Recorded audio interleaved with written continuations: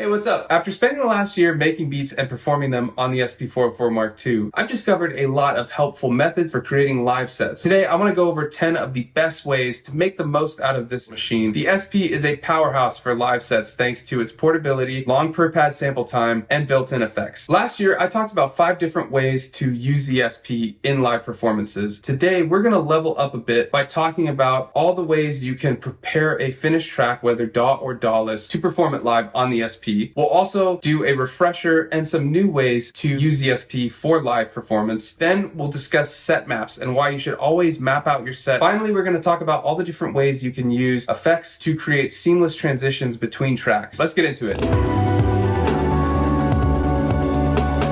So if you're in a DAW, you can either bounce out the stems individually, bounce a stereo 2-track of the full song, or even bounce everything but 1 or 2 instruments that you can then sample separately into the SP to play live on top of the 2-track. So I have these guitar sounds, and then I have the main backing track from the DAW just right here.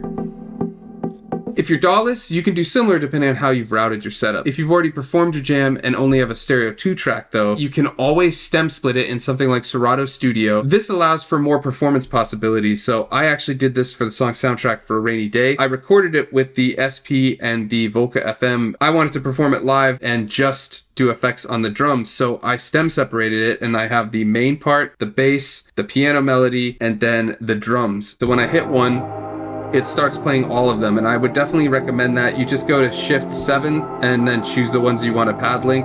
So this way when you hit one, all of them play, so you're not getting off time at all by trying to press them all or stressing out to hit them. Now because I did this bus effect, I can do effects on bus 1 and 2 separately.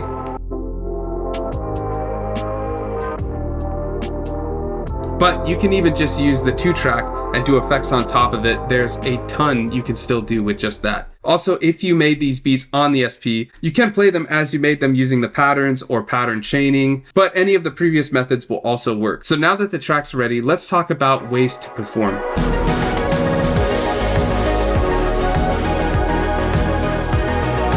So we'll start off with the most complicated, but also the most fun, and that's splitting your track into smaller chops and performing it live. This will also vary in terms of complication by how granular you want to take each chop, but you can make loops of each segment of a track and split those loops into smaller chops to play live. For example, you could chop the intro on 1 through 4, the main section on 5 through 8, an alternate section on 9 through 12, maybe dropping the kick out at 9, and then you could have a B section on 13 through 16. So all I have here is just one 8-bar loop, but it will show you what I mean. So I have small sections of the track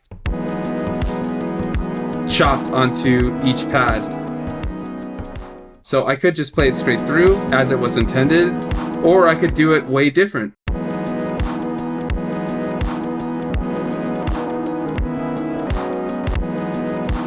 This one I really like because you can create variations and then you can even remix the song entirely. Now I say this is the most complicated because it does rely on really good timing and tempo, which can get a little frustrating when you're playing live. So if you practice it and you really want to play it this way, this is a great way to do it, and it's a lot of fun to do. And I think this is one of the best ways to be a little more dynamic with songs, as you're not locked into a one-shot sample playback.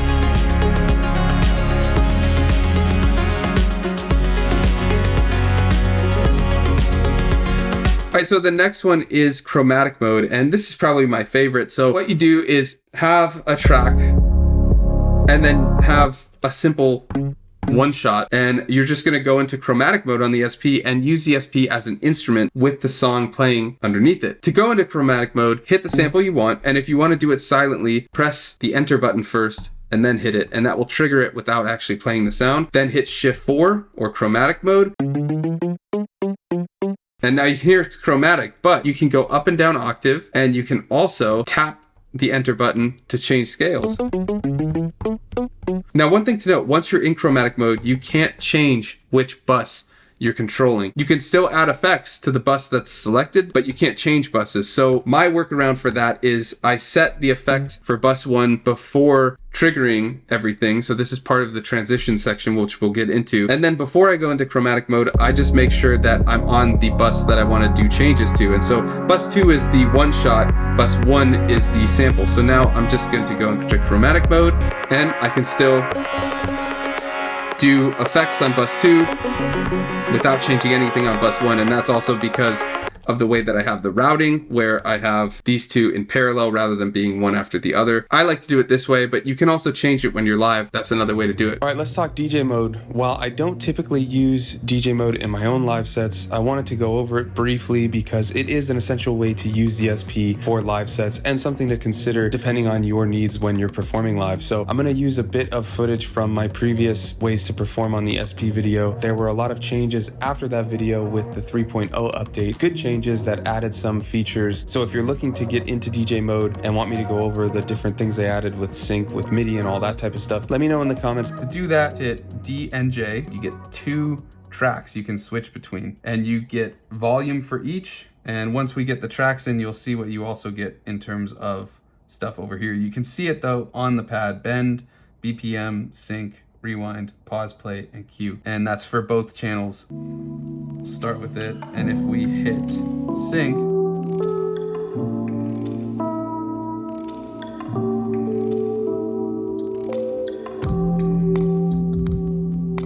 so now we've started playing this second song. I tried to hit it on the beat. We'll see if it works. And you can just fade out one.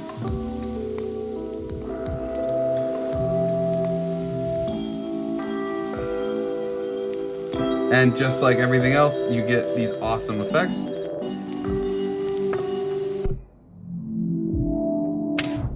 So another awesome thing about DJ mode, let me rewind the track, is while you're playing a track, you can hit hold and you're back in all the pads, so you can trigger one-shots, samples.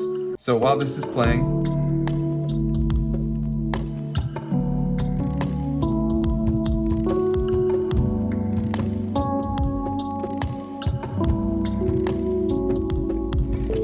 and then you just hit hold and you're back here. And now you can do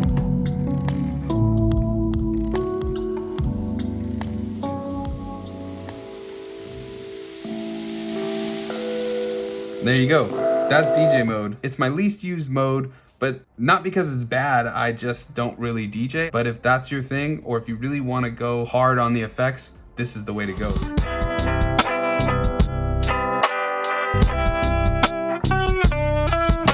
One-shot mode. Now, yes, this may seem simple, but thanks to the SP's built-in effects, there's a lot you can do with it. So basically all you're doing is you just have a finished song and you're just gonna play it and add effects on top of it. So we'll use Horizon Line.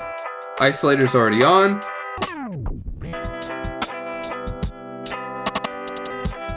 Now just a couple of different effects that I like to use in these parts. Phaser, Kodama, delay, and DGFX can add a lot of interesting movements to your tracks, especially when you're going from one section to another section. I like to use triplet delay to create bouncing drum fills and lush ambient builds on the synths when I'm switching between sections. Isolator, filter, and reverb can add depth to tracks by dropping out low end with isolator or creating filter sweeps. You can also use this in transitions, which we'll talk about soon. When it comes to one-shot mode, what you really want to focus on is creating a lot of movement between all the parts by using the effects. So take those effects ideas that I mentioned and incorporate them into the different sections to create dynamics over the song that's already finished. I'll go over all of these effects more in the final section of this video, but I just wanted to give a brief run through while we're on the subject of one-shots. Now, if you split your samples, like I talked about for Soundtrack for a Rainy Day, you can also create separate bus routings to let the different tracks have different or no effects while you treat another sound. For Rainy Day, I could treat just the drums and cause a lot of cool little sound changes, and I'll play a segment of that so you can hear what I mean.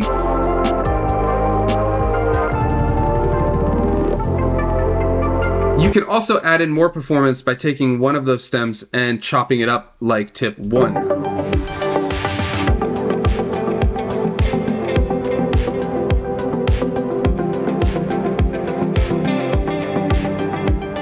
Okay, so the last method I want to talk about today is using chopped samples, basically combining two of the methods we talked about already, one-shot mode and sample chops. So I took one of the instruments from the song, muted it when I exported the song, and I have the full song here, and then I have individual chops of these sounds put up at the top. and they're in a mute group, so when I trigger the next one, it will cancel it, just in case I'm a little off time. If you wanted to while playing live, you could change the start and end to get some really weird sounds. You can add effects to the chops or to the main sound, and that's a cool way to get some improv and randomness into it. I also took the final section of the song, resampled it into the SP with a bunch of effects, just to have a little more time to switch between things. I didn't have to do an effect on the final transition. I could just use that.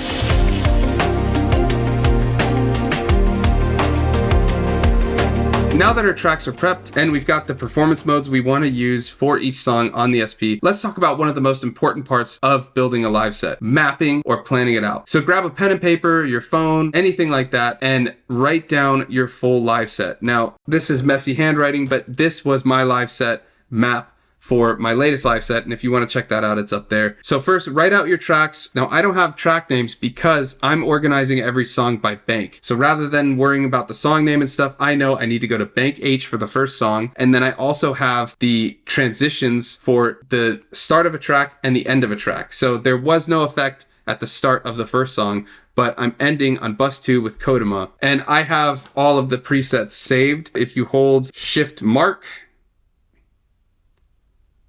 it will save the effects parameter. It takes a couple seconds, so I left this in. I did not edit this out, so you see if you're holding it down and nothing's happening, there is a reason. It just takes a second. But I have every effect parameter set the way I want it, just saved. And I believe it's separate for bus 1 and bus 2. I might be wrong there, but I believe it is. So make sure you do it for both if you're splitting up your buses in a similar way to what I'm doing. Now back to the set map. I have the next bank for song 2, and then I have where I want the effects to end for both buses. So I want bus 1 on a reverb swell and bus 2 to be on the filter low, and that's to start bank G or song 3, because I want the filter for bank G, which is set to bus 2. If you see over on bank G, it's this song 9. Now I knew where I was going, but I would probably also write, if you're doing one shots, to go to 9 just so you know it. But I know that when I start this song, I want the filter on, so that's what I'm doing at the end of the second track.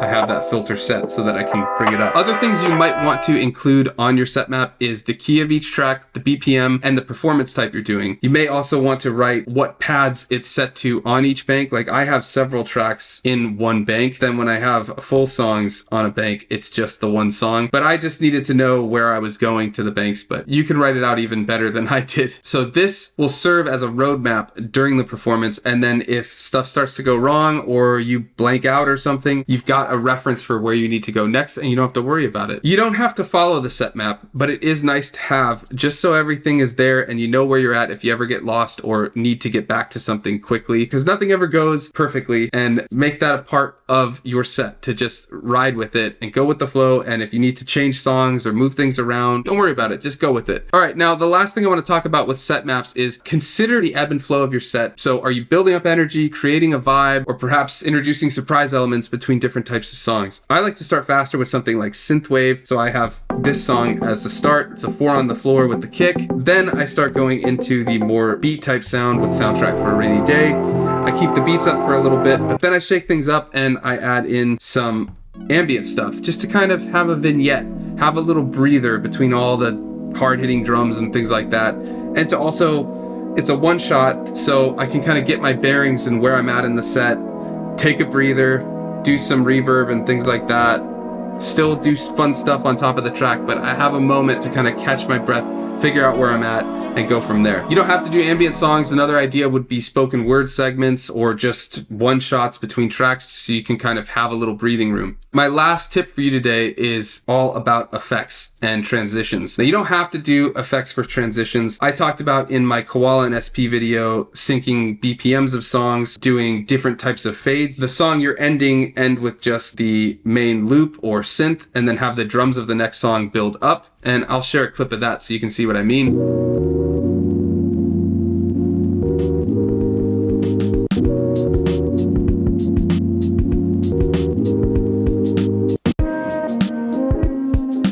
When it comes to just the SP, so you don't have to deal with automation and volume things and stuff like that, because to go into the samples, you have to go to pitch speed, and it just gets all complicated. So rather than worry about different volume automation and swells and things like that, I like to go with effects transitions. So I already talked about some of these effects, but I want to go in more detail about what you can do with these effects. So reverb, delay, Kodama, phaser, 404 vinyl sim, all of these are tools that can turn each song into a seamless transition. So first is a reverb swell. Choose the part you want to end on, and you're going to just choose your reverb. I have it set to this top button. I use SX reverb because it's a lot longer, I find, so it works great for swells. So I'm going to trigger that, get ready with the next song, and just bring the reverb up. Get it to 100 by the end. And then while that's swelling out, hit the next track. Kodama and delay work very similar to that. Okay, so I've got just the ending of the song here just for this demonstration. So I'm gonna have the feedback kind of low for starters.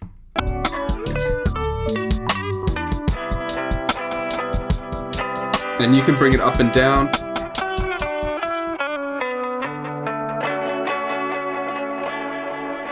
I like 100% feedback. Let it ring out. You can even change the time.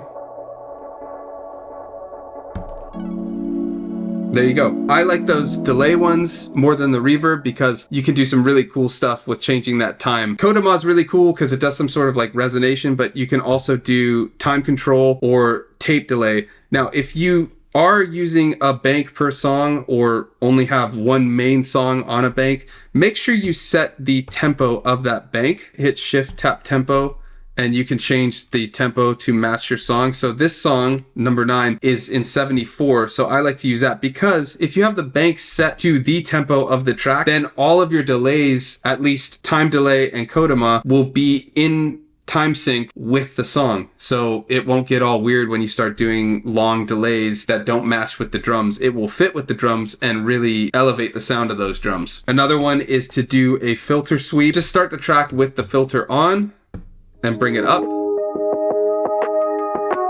You can even combine this one with a reverb or delay sweep if you want to. Another one that you shouldn't sleep on is 404 vinyl sim. There's a lot there you can do. Just use that vinyl sim and add some noise, make the track really warped, and you can also utilize the filter on 404 vinyl sim to really mess with the sound of the noise or what's playing and just get some weird happy accidents from it. So lastly, when it comes to transitions, keep BPM, vibe, and keys of each track in mind. This is where mapping the set really comes in handy because you know the flow and you know where you're going beforehand, so you can have in mind, okay, this song is this BPM and this key, so I can use this one for the next track. All right, so lastly, I just want to go over a couple of questions I got on my YouTube channel about the SP and live performances. So the first one asks, can you do most of these with Koala Sampler instead of the SP404? And I would say yes, to a degree. You have a chromatic mode. You can obviously do one shots and things like that. But what I really like about Koala Sampler is the ease of using its patterns. So I would almost say for Koala, I would stick more with doing pattern sequencing and changing the patterns live. That's a lot more fun. But yes, you could do one shots for sure. You can have sample chops. You can also have the individual chops of a stem and then a one shot playing behind it. You can do chromatic mode on top of it. Some of them definitely would work, but Koala is very much its own beast. It's awesome. Don't get me wrong. And I have a video, I'll link it up here, talking about how I use Koala Sampler with the SP404 to play live sets. That's a lot of fun. That setup is a ton of fun. I just like the ease of having just one machine. And I'd be curious to hear, if you do Koala for live sets, how do you perform your live sets? Because I could see one shots working really well. I could see playing chops on top of one shots. I could see even the first method I talked about where you're just chopping up songs into smaller sections. That could work, but I mean, you're using a touch screen. I wonder if there's some latency. I'm not sure there. No hate on it. It probably works great. That might be something to check out. Maybe I'll do something. Let me know in the comments if you want to see a video like this about how to use Koala. All right, the next question asks, what's the best way to use the SP404 with other gear when playing live? So, I mean, this depends, of course, on all kinds of variables like what gear you're using and things like that. But when it comes to using the SP in a larger setup, its biggest power is its long sample time and the effects. So I would definitely run everything into the SP for the effects. I've seen some YouTubers and people talk about latency on certain effects, and there is, but I mean, it's not on everything and seems to work just fine. I run cassette sim and compressor as a master on my bus 3 and 4. So that makes everything just kind of gel and get a little drive and some grit to it with the cassette sim. So I would say run everything into the SP to get all those effects on top of everything. And I've never really used the SP as a MIDI out. I've sent MIDI in with the Digitact, and that's an incredible setup. And I'll be doing some live set explainers once I make a live set with that. But just doing patterns and all the song sequencing on the Digitact and then using the sample time and the effects of the SP, that's an incredible combo. So that's what I would say is probably the best. Get something that can act as a brain and then control the SP. I used the circuit tracks before that, and that's a great way to do it too. So those are the questions I got. Let me know in the comments if you have any other questions that you want me to cover about the SP, Digitact, any Dawless gear. So there you have it. Those are my top 10 tips for making the most out of the SP404 for live sets. If you found this video helpful, leave a like, share it, subscribe if you haven't. It all helps a ton. And if you want to get my SP404 cheat sheet, check the channel membership down below. You can hit join right next to subscribe. You also get sample packs, all the beats I make in the videos, and a bunch more. But just hang out is more than enough. So that's how to play live with the SP404. But can you make a full track using just an SP404? Check out how I do it in this video. Thanks for watching, and I'll see you next week.